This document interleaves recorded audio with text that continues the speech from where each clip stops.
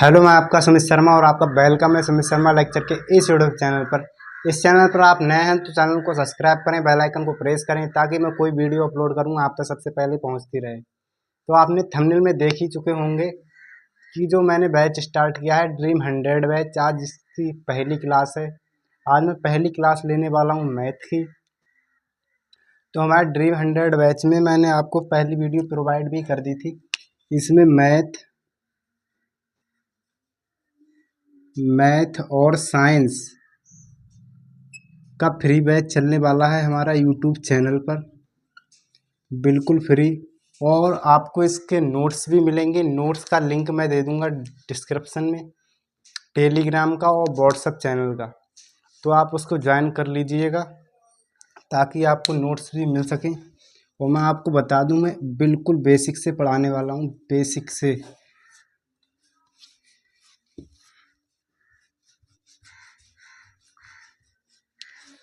तो हम चैप्टर को करते हैं स्टार्ट। हमारा मैथ का पहला चैप्टर है क्लास 10th का, जिसका नाम है वास्तविक संख्याएं। वास्तविक संख्याओं को इंग्लिश में कहते हैं रियल नंबर। चैप्टर नंबर 1 है हमारा वास्तविक संख्या, जिसे बोला जाता है इंग्लिश में रियल नंबर। और इसका ये आज पहला लेक्चर है। तो इसमें देख लेते हैं हम कि पहले जो पार्ट है हमारा, उसका नाम है वास्तविक संख्याएं। उसके अंदर क्या क्या आता है हमारा। तो पाठ का परिचय है हमारा वास्तविक संख्याएं, अंकगणित की आधारभूत प्रमेय और HCF और LCM। आप अपरिमेय संख्याओं का पुनर्भ्रमण। पुनर्भ्रमण क्या है कि आप इसको 9th में भी पढ़ चुके हैं, इसीलिए यहाँ पर लिखा है पुनर्भ्रमण। तो इसको भी पढ़ना है हमको। उसमें दूसरे तरीके से पढ़ते थे, लेकिन इसमें दूसरे तरीके से पढ़ेंगे, अंतर वही है। तो इसका देख लेते हैं क्या है कि वास्तविक संख्याएं क्या होती हैं।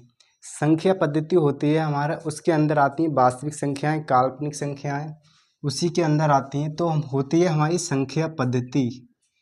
क्या होती है? संख्या पद्धति।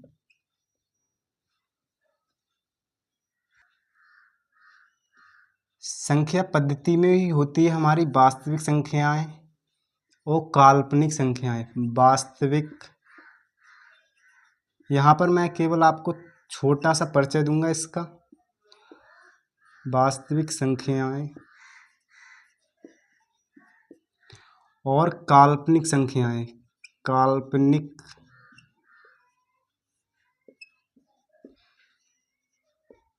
संख्याएं और हमारी वास्तविक संख्याओं के अंदर ही आती हैं परिमेय संख्याएं, परिमेय संख्याएं और अपरिमेय संख्याएं। अपरिमेय संख्याएं। परिमेय संख्याएं और अपरिमेय संख्याओं को ही हम वास्तविक संख्याएं बोलते हैं। ये हो गया वास्तविक संख्याओं के बारे में। और मैं बता दूं, ये काल्पनिक संख्याएं, ये आपको यहाँ पर नहीं पढ़नी है, ये आपको पढ़ाई जाती है क्लास 11th में। इसका एक अलग ही चैप्टर होता है, तो ये पढ़ोगे आप क्लास 11th में। तो अगला टॉपिक है हमारा कि अंकगणित की आधारभूत प्रमेय। अंकगणित की आधारभूत प्रमेय क्या होती है? इसमें क्या होता है कि कोई भी भाज्य संख्या, हम उसका अभाज्य गुणनखंड निकालें और वो तरीका लिखने का केवल अद्वितीय तरीका और उसके अलावा कोई तरीका और नहीं हो, उसको ही हम कहते हैं अंकगणित की आधारभूत प्रमेय। तो ये क्या होती है हमारा, हमने एग्जाम्पल मानस 70, इसको जब हम डिवाइड करेंगे 2 से तो आएगा हमारा 35, फिर 5 से, फिर आएगा 7, फिर करेंगे 7 से तो आएगा हमारा 1। तो इसको लिखने का क्या तरीका होगा? 2, 5 और 7। ये इस संख्या को लिखने का केवल एक अद्वितीय तरीका होगा, इसके अलावा कोई तरीका और नहीं होगा। आप सोच रहे होंगे कि इसका तरीका हम इसको ऐसे भी तो लिख सकते हैं, 5 × 2 या 7 या 7 × 5 × 2। बात वही है, लेकिन आपको इस क्रम में ही लिखना है। ये इसका होता है अद्वितीय तरीका। और उसके बाद हमारा क्या टॉपिक है, HCF और LCM। तो पहले मैं इसको क्लीन कर लेता हूँ, उसके बाद मैं बताऊंगा आपको HCF और LCM। अगला टॉपिक है हमारा HCF और LCM। तो HCF की फुल फॉर्म होती है हाईएस्ट कॉमन फैक्टर, और जो LCM होता है हमारा, उसकी परिभाषा यानी कि फुल फॉर्म होती है हमारी लीस्ट कॉमन फैक्टर। इसे LCM को इंग्लिश में बोला जाता है लासापा, और MCM को बोला जाता है मासापा। तो इसकी मैं पहले फुल फॉर्म लिख देता हूँ।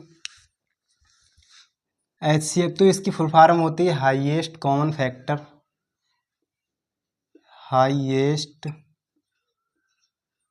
Highest common factor. इसकी फुल फॉर्म होती है HCF की हाईएस्ट कॉमन फैक्टर। इसको बोला जाता है मासापा, इसे बोला जाता है मासापा। और जो होता है हमारा LCM, तो जो होता है हमारा LCM, इसकी फुल फॉर्म होती है least common multiple, least common multiple. इसे बोला जाता है लासापा। तो ये होते हैं हमारी इसकी फुल फॉर्म। और इसका उदाहरण मैंने माना, उदाहरण लिया, दोनों का उदाहरण ले रहा हूँ मैं एक साथ, 4 और 10। तो इसका मासापा कितना आएगा, मासापा आएगा इसका 2। और जो लासापा आएगा, लासापा आएगा इसका 20। तो लासापा और मासापा का मतलब क्या है, जो लासापा आएगा हमारा वो आएगा 20, यानी कि वह छोटी से छोटी संख्या जो इन दोनों से डिवाइड हो जाए। और जो मासापा आएगा हमारा वो बड़ी से बड़ी संख्या जो इन दोनों संख्याओं को क्या कर दे, डिवाइड कर दे। तो ये होता है हमारा लासापा और मासापा, यानी कि HCM और LCM।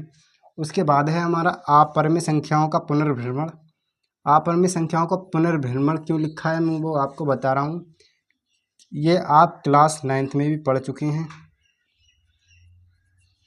इसीलिए लिखा है यहाँ पर पुनर्भ्रमण, पुनर्भ्रमण। और मैं आपको एक बात बता दूं, इससे इम्पोर्टेंट क्वेश्चन आता है, इम्पोर्टेंट क्वेश्चन आता है 4 मार्क्स का। तो इसको जब मैं पढ़ाऊंगा आगे तो आपको ध्यान देना है। तो अब चलते हैं, करते हैं चैप्टर की शुरुआत। तब तक मैं कर देता हूँ इसको क्लीन। तो चलो अब करते हैं चैप्टर की शुरुआत। और मैं आपको बता दूं कि मैं चैप्टर की शुरुआत करूंगा बिल्कुल बेसिक से, बिल्कुल जीरो लेवल से। मैं समझता हूं कि आपने आज तक मैथ पढ़ा ही नहीं है, उस तरीके से मैं आप शुरुआत करने वाला हूं। तो आपको धैर्य बनाए रखना है, क्योंकि जब कोई चीज़ जीरो से शुरू होती है तो उसमें लगता है टाइम। आपका सिलेबस भी आराम से कंप्लीट हो जाएगा जल्द से ही जल्द, यानी कि नवंबर या दिसंबर तक। तो करते हैं चैप्टर की शुरुआत। हमने चैप्टर पहला कौन सा लिया, वास्तविक संख्याएं। वास्तविक संख्याएं क्या होती हैं, मैं इनमें मिलाने वाला हूं आपको संख्या परिवार से, यानी कि नंबर्स की फैमिली से। तो पहले करते हैं इसकी शुरुआत। तो मैं आपको मिलाने वाला हूं नंबर फैमिली, यानी कि संख्या परिवार से, संख्या परिवार। इसको इंग्लिश में बोला जाता है number family, numbers family. Number family. तो नंबर फैमिली में हम पहले लेने वाले हैं किसको, पहले लेने वाले हैं हम प्राकृत संख्याओं को, यानी कि प्राकृतिक संख्याएं, जिसे इंग्लिश में बोला जाता है नेचुरल नंबर। तो पहले लेंगे हम प्राकृतिक संख्याएं, प्राकृतिक संख्याएं, जिसको इंग्लिश में बोला जाता है नेचुरल नंबर, नेचुरल नंबर्स।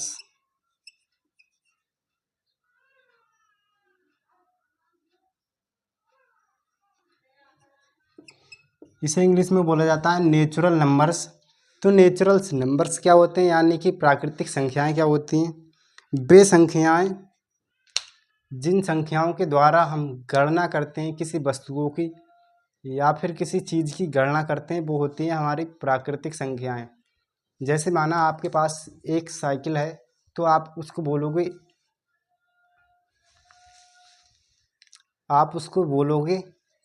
एक, और मैं बोलूँ कि आपके पास इसकी 4 गुनी साइकिल है, तो आप बोलोगे कि 4। तो इसी प्रकार क्या होता है, प्राकृतिक संख्याएं हमारी वे संख्याएं होती हैं जिनसे हम वस्तुओं की गणना करते हैं। तो इसकी परिभाषा क्या लिखोगे? जिन संख्याओं से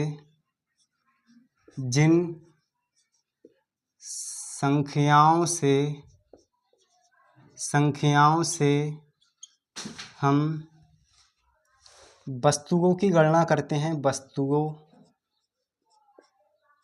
की गणना करते हैं प्राकृतिक संख्याएं या नेचुरल नंबर कहलाती हैं। वास्तविक संख्याएं नहीं, प्राकृतिक संख्याएं कहलाती हैं। प्राकृतिक संख्याएं कहलाती हैं। कौन सी संख्याएं कहलाती हैं? प्राकृतिक संख्याएं कहलाती हैं। तो इसका उदाहरण क्या लोगे आप?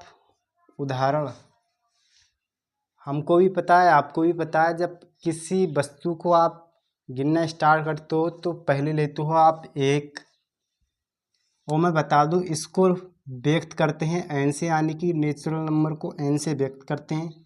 यानी कि जो प्राकृतिक संख्याएं होती हैं इसका प्रतीक होता है हमारा n, और इसको लिखोगे आप कैपिटल में, तो ये होगा हमारा n।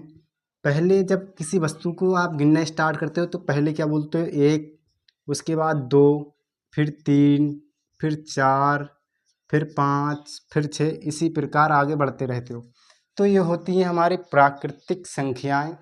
और अब चलते हैं इससे आगे होती हैं हमारी पूर्ण संख्याएं, यानी कि होल नंबर। तो अब आगे चलते हैं। दूसरा नंबर है हमारा पूर्ण संख्याएं।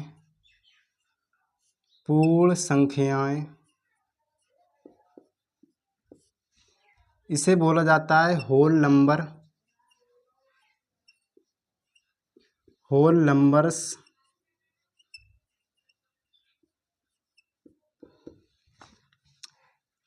इसकी परिभाषा क्या होती है? यदि हमने पहले ली प्राकृतिक संख्याएं, इसमें 0 को भी यानी कि 0 को भी सम्मिलित कर लिया जाए तो वो हमारी कौन सी संख्या कहलाती हैं? होल नंबर, यानी कि पूर्ण संख्याएं कहलाती हैं। तो इसकी परिभाषा क्या लिखोगे आप? यदि प्राकृतिक संख्याओं में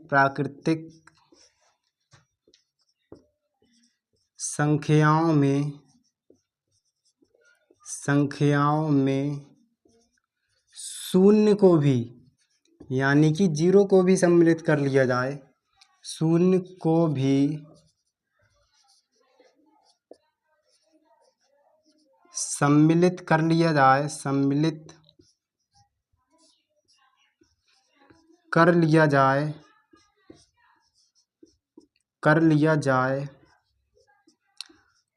तो वे कौन सी संख्याएं कहलाती हैं? पूर्ण संख्याएं कहलाती हैं। पूर्ण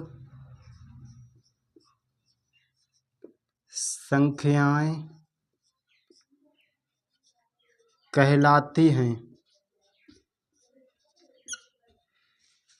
होल नंबर यानी कि पूर्ण संख्याओं की परिभाषा क्या होती है? यदि प्राकृतिक संख्याओं में हम जीरो को यानी कि शून्य को भी सम्मिलित कर लें तो वो हमारी कौन सी संख्याएं कहलाती हैं? वो हमारी संख्याएं कहलाती हैं पूर्ण संख्याएं। और इसका उदाहरण क्या लिखोगे आप? होल नंबर को हम किससे व्यक्त करते हैं? डब्लू से। आप इसको लिखोगे कैपिटल में। तो मैंने जब बोला था कि प्राकृतिक संख्याएं कौन कौन सी होती हैं, तो आपने भी जवाब दिया होगा कि 1 2 3 4 5 6 डैश डैश डैश। तो क्या ये होती हैं हमारी पूर्ण संख्याएं? नहीं। जब हम इसमें जीरो को भी ऐड यानी कि सम्मिलित कर लेते हैं तो ये हमारी कहलाती हैं पूर्ण संख्याएं। अब ये हो गई हमारी पूर्ण संख्याएं, ये पूर्ण संख्याओं का उदाहरण है। और ये है हमारा प्राकृतिक संख्याओं का उदाहरण। अब इससे अगला होता है हमारा पूर्णांक। पूर्णांक किसे कहते हैं? वो थोड़ा लंबा टॉपिक है, तो मैं कर लेता हूँ पहले इसको क्लीन। पूर्ण संख्याओं के बाद में पढ़ाने वाला हूँ आपको पूर्णांक को। तो पूर्णांक क्या होता है हमारा? पूर्णांक में आती हैं हमारी सभी पूर्ण संख्याएं तथा सभी ऋणात्मक संख्याओं को हम पूर्णांक बोलते हैं। और पूर्णांक को इंग्लिश में बोलते हैं इंटीजर्स। तो इसको पहले मैं लिख देता हूँ आपके पास। तो तीसरे नंबर पर क्या है हमारा? पूर्णांक। पूर्णांक इसे इंग्लिश में बोला जाता है इंटीजर्स। इंटीजर्स। इसकी परिभाषा क्या होती है? इसकी परिभाषा होती है सभी पूर्ण संख्याएं, सभी पूर्ण संख्याएं तथा ऋणात्मक संख्याएं, या लिख सकते हो आप सभी ऋणात्मक संख्याएं क्या कहलाती हैं? पूर्णांक कहलाती हैं। पूर्णांक कहलाती हैं। इसकी परिभाषा क्या होती है? सभी पूर्णांक संख्याएं और सभी ऋणात्मक संख्याएं क्या कहलाती हैं? हमारी पूर्णांक कहलाती हैं। और पूर्णांक को हम किससे व्यक्त करते हैं, यानी कि इनके प्रतीक क्या होता है? तो इनका प्रतीक होता है हमारा प्रतीक। इसे आई से भी व्यक्त किया जाता है और इसे व्यक्त करते हैं जेड से भी। तो जो होती हैं हमारी पूर्णांक संख्याएं यानी कि, अब हम बात करते हैं धनात्मक पूर्णांक की। धनात्मक पूर्णांक को हम व्यक्त करते हैं धनात्मक पूर्णांक को हम व्यक्त करते हैं आई प्लस से या फिर जेड प्लस से। इसके उदाहरण क्या होते हैं मैं वो आपको बता रहा हूँ अभी। और उसके बाद आता है हमारा ऋणात्मक पूर्णांक। ऋणात्मक पूर्णांक को हम किससे व्यक्त करते हैं? आई माइनस से या फिर जेड माइनस से। और इसके उदाहरण क्या होते हैं आपको भी पता है, मुझको भी पता है, सबको पता है। तो जो धनात्मक पूर्णांक है हमारे, उनके उदाहरण क्या होते हैं? तो जो धनात्मक पूर्णांक होते हैं वो होते हैं हमारे 1 2 3 4 5 डैश डैश डैश।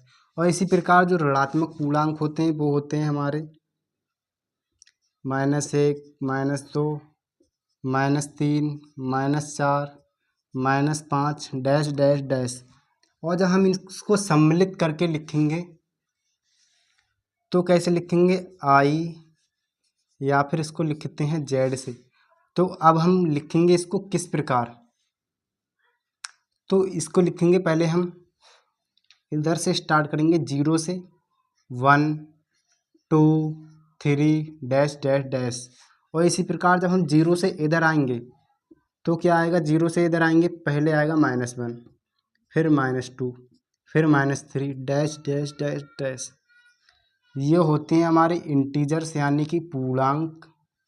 इनको बोला जाता है पूर्णांक। और अब हम चलते हैं इससे आगे। तब तक मैं करूँगा इसको क्लीन।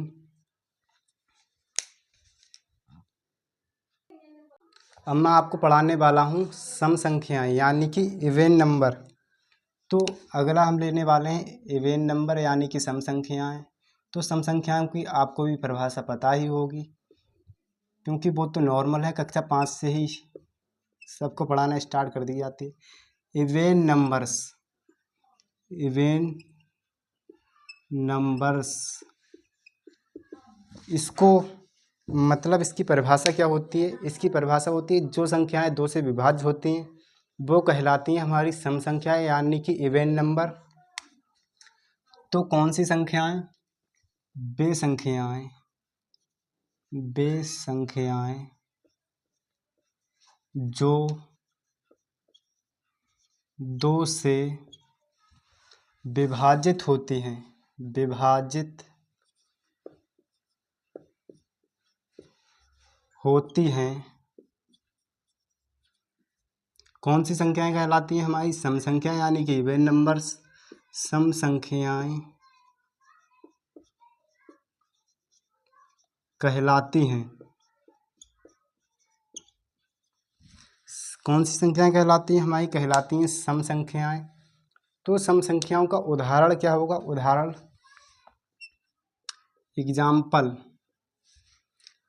मैंने लिखी, मान लो कि जो नेचुरल नंबर थे वो थे 1, 2, 3, 4, 5, 6, 7, 8, 9 और 10। इससे आगे भी होता है, यानी कि जो नेचुरल नंबर प्राकृतिक संख्याएं होती हैं वो, लेकिन आगे मैं नहीं लिख रहा हूँ, मैंने लिखी केवल 10 तक।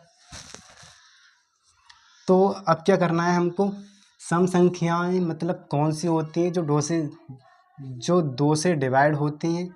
तो 2 से डिवाइड कौन सी हो रही हैं? केवल 2, 4, 6, 8, 10 ये डिवाइड हो रही हैं। तो हम करेंगे स्टार्ट किससे? 2 से, 4, फिर 6, 8, 10, 12, इसी प्रकार डैश डैश डैश।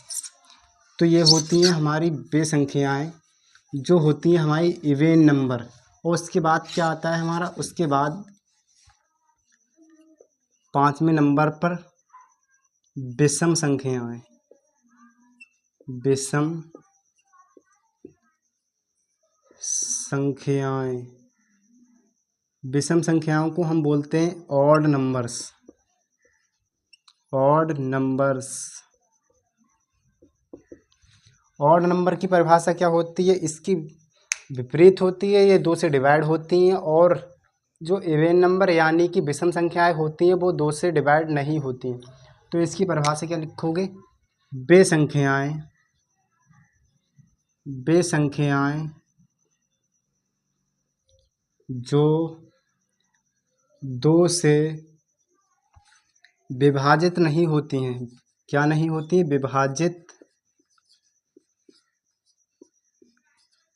नहीं होती हैं,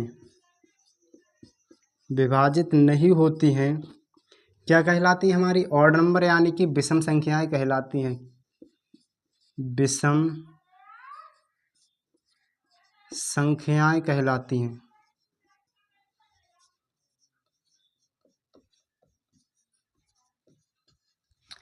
हमारी विषम संख्याएं कहलाती हैं। और इसके उदाहरण क्या होंगे? इसके उदाहरण होंगे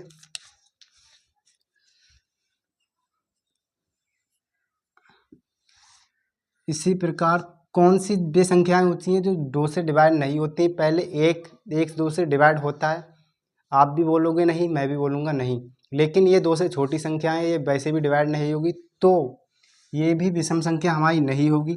वो 2 से डिवाइड हो जाता है, तो इसीलिए वो हमारी सम संख्या है। और जो इससे आगे आता है 3, अब हम करेंगे 3 से स्टार्ट, क्योंकि 3 हमारी ऐसी संख्या है जो 2 से डिवाइड नहीं होती है। इसके बाद हमारी 5, फिर 7, फिर 9,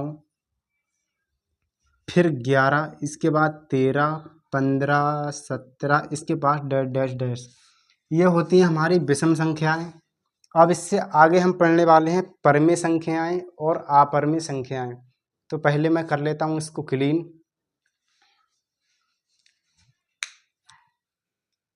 अब मैं पढ़ाने वाला हूँ आपको परमेय संख्याएं। परमेय संख्याएं क्या होती हैं? जिन्हें P अपॉन Q के रूप में लिखा जा सकता है, वो होती हैं परमेय संख्याएं। तो पहले मैं लिख देता हूँ। तो हमारा छठे नंबर पर क्या है? परमेय संख्याएं। परमेय संख्याएं। परमेय संख्याओं को इंग्लिश में बोलते हैं रिएशनल नंबर। Rational numbers. परमेय संख्याओं को हम बोलते हैं इंग्लिश में रेशनल नंबर्स। तो ये संख्याएं कौन सी होती हैं? वे संख्याएं जो P अपॉन Q के रूप में लिखी जा सकती हैं। तो इसकी परिभाषा क्या लिखोगे? वे संख्याएं जिन्हें P अपॉन Q के रूप में, या फिर NCERT में दे रखा है A अपॉन B के रूप में, B के रूप में लिखी जा सकती हैं, लिखी जा सकती हैं, तथा जो A और B या P अपॉन Q है हमारा, वो क्या होना चाहिए? दोनों पूर्णांक होने चाहिए। तथा जहाँ P तथा Q पूर्णांक हों, और यहाँ भी क्या पूर्णांक में तो हमारा 0 भी आता है, लेकिन Q नॉट इक्वल टू 0, यानी कि Q की वैल्यू जो है हमारी वो 0 नहीं होनी चाहिए। तो ये कहती है हमारी ये परिभाषा। तो आप इसके उदाहरण क्या लिखोगे?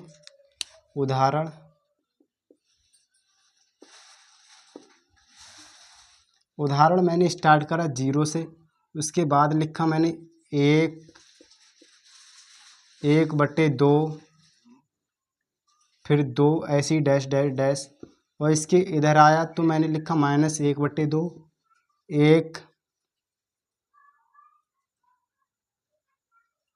3/2, माइनस के डैश डैश डैश। ये मैंने लिखे इसके उदाहरण। तो जो परिभाषा है वो हमारी क्या कह रही है? वो परिभाषा कह रही है हमारी परमेय संख्याओं की वे संख्याएं जिन्हें P अपॉन Q या A अपॉन B के रूप में लिखा जा सकता है। तो इसमें कौन सी वे संख्याएं हैं जिसमें P अपॉन Q के रूप में नहीं लिखा है? तो यह है हमारी -1। इसको भी हम ऐसे लिख सकते हैं, 1 नीचे लिखोगे कोई दिक्कत नहीं होती। इसमें भी 1 नीचे लिखा जा सकता है, 1 लिखा जा सकता है। तो ये हमारी क्या कहलाएंगी? परमेय संख्याएं कहलाएंगी। इसको P अपॉन Q के रूप में लिख दिया। तो आगे क्या बोला है? जहाँ P अपॉन Q पूर्णांक हों, P भी हमारा पूर्णांक है और Q भी हमारे पूर्णांक है सभी में, और Q नहीं होना चाहिए 0 के। तो यानी कि जो हमारा P अपॉन Q है, यहाँ पर संख्या 0 हो तो चलेगा, लेकिन नीचे संख्या 0 नहीं होनी चाहिए। तो ये कहती है हमारी परिभाषा। तो ये है इसके उदाहरण। और इसके बाद हम पढ़ने वाले हैं इरेशनल नंबर, यानी कि अपरमेय संख्याएं। अपरमेय संख्याएं कौन सी होती हैं वो मैं अभी आपको बता रहा हूँ। पहले लिख देता हूँ मैं अपरमेय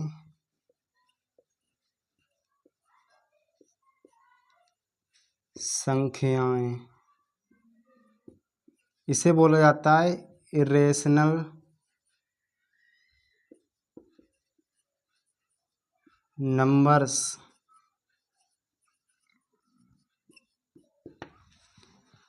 अपरमेय संख्याएं यानी कि इरेशनल नंबर्स। तो ये कौन सी संख्याएं होती हैं? ये वे संख्याएं होती हैं जिन्हें P अपॉन Q के रूप में नहीं लिखा जा सकता। क्यों नहीं लिखा जा सकता, मैं वो अभी आपको बता रहा हूँ। वे संख्याएं जिन्हें P अपॉन Q के रूप में या फिर A अपॉन B के रूप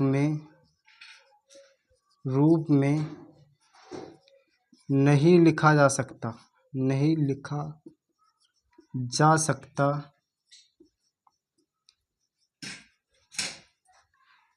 वे अपरिमेय संख्याएं कहलाती हैं। अपरिमेय संख्याएं कहलाती हैं। इसके उदाहरण क्या लिखोगे आप? इसके उदाहरण हैं हमारे एग्जाम्पल: √2, √3, √5, √7 और इसी प्रकार पाई, √11, √13, √17। तो ये कौन सी होती हैं हमारी अपरिमेय संख्याएं डैश डैश डैश। तो अपरिमेय संख्याएं कौन सी होती हैं? वे संख्याएं जिन्हें P/Q के रूप में नहीं लिखा जा सकता। तो मैंने बोला कि P/Q के रूप में नहीं लिखा जा सकता, तो आप क्या बोलोगे कि इसके नीचे अगर हम 1 लिख दें तो ये हमारी क्या बन जाएगी? P/Q के रूप में लिखा जा सकता है इसे। फिर जैसे मान लो 2 लिया मैंने, √2, आप बोलोगे कि इसके नीचे 1 लिख दें तो हमारी इसको P/Q के रूप में लिखा जा सकता है। लेकिन यहाँ पर आपने ऊपर ही एक बात नहीं पढ़ी होगी कि P/Q पूर्णांक हों, तो यहाँ पर जो √2 है वो हमारा क्या पूर्णांक है। इसकी वैल्यू पता है क्या होती है? इसकी वैल्यू होती है 1.412 डैश डैश डैश। इसकी वैल्यू जाती है बहुत दूर तक। तो क्या होती है? हमारी पूर्णांक संख्या नहीं होती है, इसीलिए ये हमारी अपरिमेय संख्याएं होती हैं। तो आपको समझ आ चुका होगा। तो हम चलते हैं इससे आगे, तब तक मैं करता हूँ इसको क्लीन। उसके बाद है हमारा 7वें नंबर पर रियल नंबर यानी कि वास्तविक संख्याएं। तो वास्तविक संख्याएं कौन सी होती हैं? वास्तविक संख्याएं, वास्तविक संख्याएं जिसे इंग्लिश में बोला जाता है real number, real numbers. Real number कौन से होते हैं हमारे? वे संख्याएं जो परिमेय संख्याएं और अपरिमेय संख्याएं होती हैं वो हमारे रियल नंबर यानी कि कहलाती हैं हमारी वास्तविक संख्याएं। तो सभी, या फिर शॉर्ट में लिख सकते हो आप, अपरिमेय संख्याएं, अपरिमेय संख्याएं और परिमेय संख्याएं हमारी वास्तविक संख्याएं कहलाती हैं। परिमेय संख्याएं वास्तविक संख्याएं यानी कि रियल नंबर कहलाती हैं। वास्तविक संख्याएं कहलाती हैं। और इसके उदाहरण क्या लिखोगे? मैंने आपको परिमेय और अपरिमेय संख्याओं के उदाहरण बता रखे हैं, तो इसके उदाहरण लिखना सिंपल होगा। एग्जाम्पल में लिखोगे आप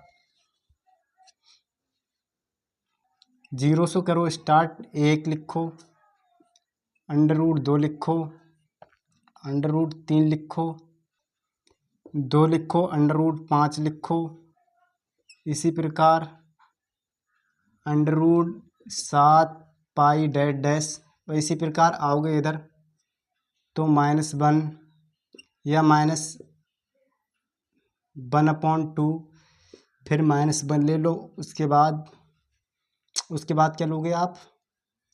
3/2 ले लो। उसके बाद ले लो 2 माइनस के। ये होंगी हमारी वास्तविक संख्याएं। उसके बाद हम क्या पढ़ने वाले हैं? उसके बाद हम पढ़ने वाले हैं भाज्य और अभाज्य संख्याएं। तो पहले हम क्या पढ़ेंगे? 9वें नंबर पर पढ़ेंगे अभाज्य संख्याएं। अभाज्य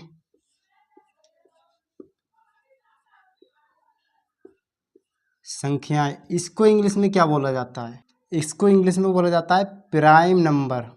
प्राइम नंबर्स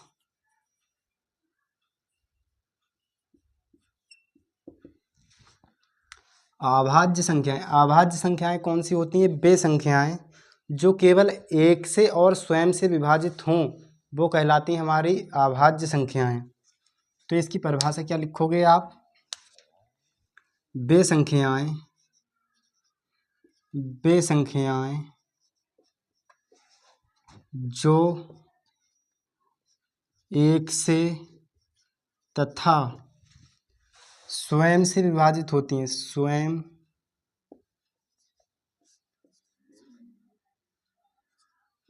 से विभाजित होती हैं, वो कौन सी संख्याएं कहलाती हैं? हमारी प्राइम नंबर यानी कि अभाज्य संख्याएं कहलाती हैं। अभाज्य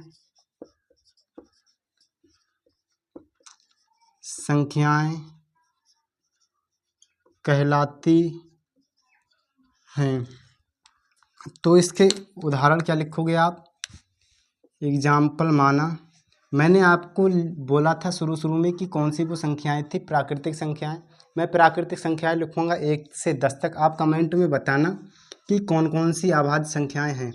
1 2 3 4 5 6 7 8 9 और 10।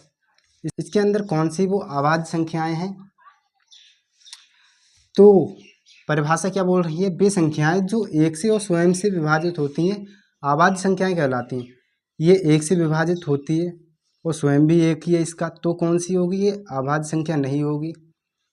2 है हमारा, ये 1 से भी डिवाइड होता है और 2 से भी डिवाइड होता है, तो ये हमारी अभाज्य संख्या होगी। ये 1 से डिवाइड होता है और 3 से यानी कि स्वयं से भी डिवाइड होता है, अभाज्य संख्या होगी। ये 1 से डिवाइड होता है, 2 से डिवाइड होता है और 4 से भी डिवाइड होता है, तो क्या होगी? ये हमारी अभाज्य संख्या नहीं होगी। इसके बाद अभाज्य संख्या हमारी कौन सी होगी? 5। इसी प्रकार कौन सी होगी? 7। इसके बाद 8 9 10 में से इनमें से कोई नहीं है। तो अभाज्य संख्याएं कौन कौन सी हुई हमारी? अभाज्य संख्याएं हुई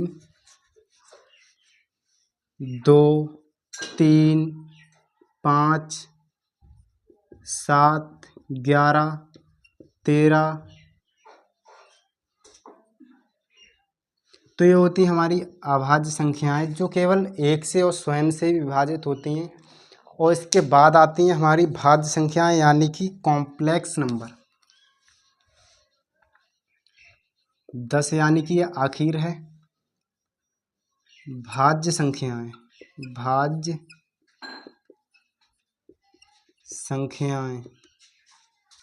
संख्याएं कौन सी होती हैं? वे संख्याएं जो एक से और स्वयं के अतिरिक्त वे संख्याएं जो एक से और स्वयं के अतिरिक्त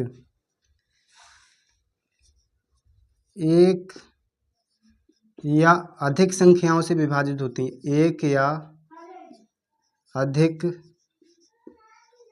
संख्याओं से विभाजित